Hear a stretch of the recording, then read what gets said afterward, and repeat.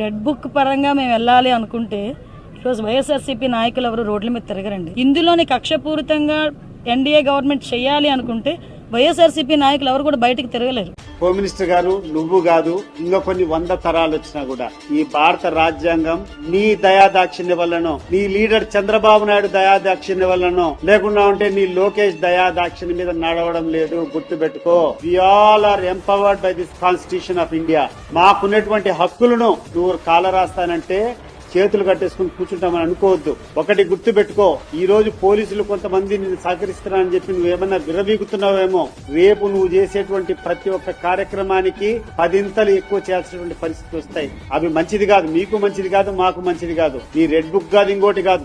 ఎప్పుడైనా నేను ఒకటే చెప్తా, ఎవరము కూడా ఒక లైన్ దాటిపోకూడదు. భారత రాజ్యాంగం, భారత రాజకీయాలు ఒక సున్నితమైనటువంటి అంశం. ప్రతి ఒక్కరికి కొన్ని హక్కులు ఉంటాయి, కొన్ని రైట్స్ ఉంటాయి. అపోజిషన్ పార్టీలో ఉండేటప్పుడు పోరాటం చేయడం మామూలే, కానీ దాన్ని పూందాగా స్వీకరించాలి. నేను విమర్శించినప్పుడు ఆ విమర్శను సద్విమర్శగా తీసుకోవాలా, అంతేగాని నేను అన్నాను నువ్వు లోపలేస్తావంటే మీ నాయన జాగిరా, ఇది ఏ హోమ్ మినిస్టర్ నాయన జాగిరా, లేకుండా అంటే లోకేష్ నాయన జాగిరా, లేకుంటే చంద్రబాబు నాయుడు జాగిరా? నేను I'm a proud citizen of this country.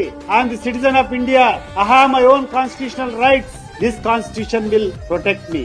ఈ రాజ్యాంగం ఉండేది, ఇక్కడ గవర్నమెంట్ అధికారులు ఉండేది, ఇక్కడ పోలీసులు ఉండేది సామాన్యమైనటువంటి పౌరులను రక్షించడానికి. అంతే తప్పితే అధికారంలో ఉండే వాళ్లకు, వాళ్ళ యొక్క అడుగుజాడలకు వాళ్ళు చెప్పేటువంటి తప్పులు చేయడానికి కాదు అని చెప్పి నేను గుర్తు చేస్తున్నాను.